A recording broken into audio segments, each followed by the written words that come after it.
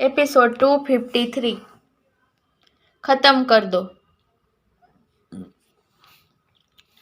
जितनी तेज शांतनु की हंसी थी उतना ही ठंडक वहां के वातावरण में हो गई थी। अरशद की गहरी काली आंखें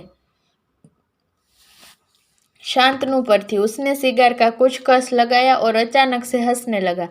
शांतनु ने सोचा था अरशद पर हंसने पर या तो अरशद उसकी खाल उधेड़ देगा या उसकी जान ले लेगा, लेकिन ऐसा कुछ नहीं हुआ।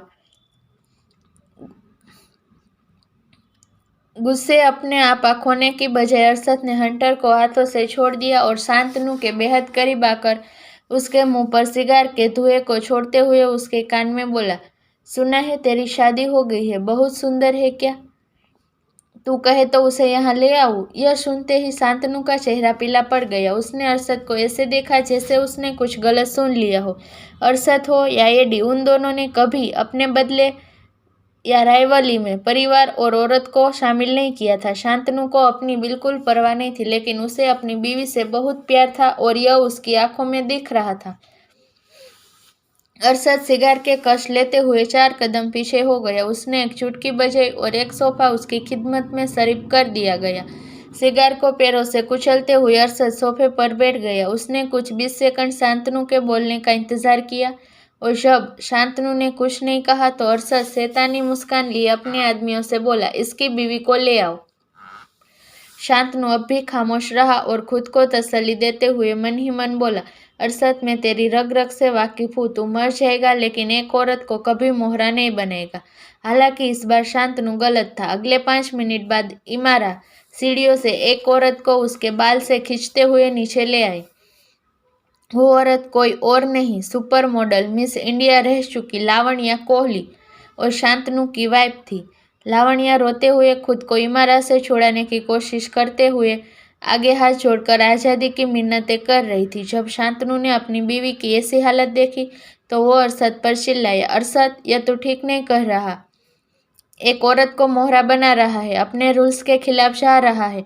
बहुत पछताएगा, तेरा ज़मीर तुझे माफ नहीं करेगा। शांतनु ने अरशद के ज़मीर को ललकारते हुए उसे याद दिलाया वो अपने बनाए नियम को ब्रेक कर रहा है, मगर अरशद ने उसकी बातों को ऐसे इग्नोर किया जैसे शांतनु वहां हो ही ना और अपने बंदूक के साथ खेलता रहा। एकदम से उसने बंदूक लावण्या पर तानते हुए ट्रिगर दबा दी। यह देखते ही शांतनु की जान हलक में आ गई और वो चीख पड़ा, मगर अगले ही पल उसके कानों में एक लड़की की हंसी गूंजी। जब उसने सिर उठाकर देखा तो लावण्या को कुछ नहीं हुआ था। अरशद ने गन तो चलाई थी लेकिन गोली बाहर नहीं आई। तभी इमारा बोली, अबे साले, क्यों अपनी भोली भाली बीवी को मरवाना चाहता है? बता देना कहाँ छुपा है। नहीं, मैं मर जाऊंगा लेकिन मैं उसका पता नहीं बताऊंगा, शांतनु ने अड़ियल बनकर कहा। यह देख इमारा लावण्या से बोली, तूने तो कहा था तेरा पति तुझसे बहुत प्यार करता है, लेकिन इसे तो मरने से भी फर्क नहीं पड़ता। लावण्या ने आंखों में आंसू लिए शांतनु से कहा, शांतनु मैं प्रेग्नेंट हूँ, मैं मरना नहीं चाहती। मैं तुम्हारे बच्चे की माँ बनने वाली हूँ। मेरे लिए ना सही, हमारे होने वाले बच्चे के लिए उन्हें ध्रुव का पता बता दो। शांतनु 40 साल का हो चुका था और वो लंबे समय से एक बच्चा चाहता था। जैसे ही लावण्या ने कहा वो प्रेग्नेंट थी, उसकी आंखों में एक चमक आ गई। वहीं इमारा अरशद से बोली, बॉस यह मुंह नहीं खोलेगा, खत्म कर देते हैं दोनों को। नहीं, इमारा की बात पूरी होते ही शांतनु बोला, मैं बताने के लिए तैयार हूँ। ध्रुव सैनी कहाँ है? मैं बताने को तैयार हूँ, लेकिन उससे पहले मेरी बीवी को छोड़ दो। उसे कुछ नहीं होना चाहिए, उसे एक खरोच भी नहीं आनी चाहिए। शांतनु ने ध्रुव का पता बता दिया और अरशद से बोला, वो अकेला नहीं है, कोई है उसके साथ, लेकिन मुझे भी उसके बारे में नहीं पता। बस इतना जानता हूँ वो इंसान एडी से नफरत करता है और उसे बर्बाद करने के लिए किसी भी हद तक जाने को तैयार है। अरशद वहां से जाने के लिए चेयर से उठ गया। हॉल से बाहर जाते हुए उसने अपनी ठंडी टोन में कहा, खत्म कर दो इसे।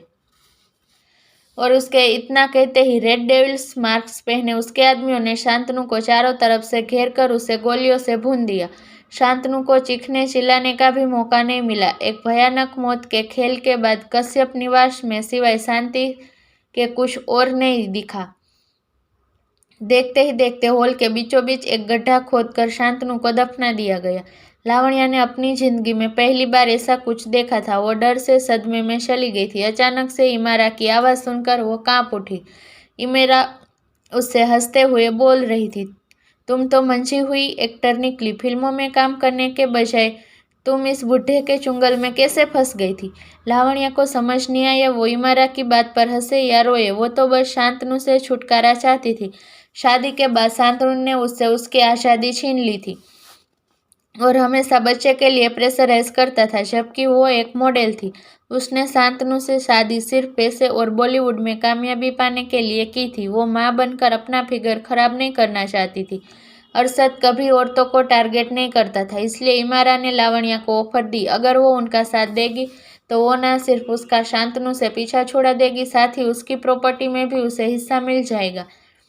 लावण्या यह ऑफर सुनकर खुश हो गई थी, लेकिन उसने यह उम्मीद नहीं की थी कि इमारा के साथ आए लोग शांतनु को मारकर उसी के घर में दफना देंगे।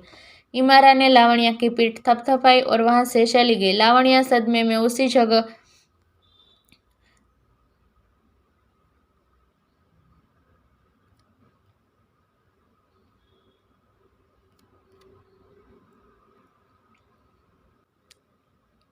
लावण्या सदमे में उसी जगह को देखती रही। आधे घंटे पहले उसके पति को दफनाया गया था। दूसरी तरफ अनन्या ईशान के ऑफिस में बैठी बोर होकर उसके टेबल पर रखी फाइलों को ऐसे ही खोलकर देखने लगी। तभी उसे उन फाइलों में कुछ ऐसा दिखा जिसे देखकर उसकी आंखें सिकुड़ गई।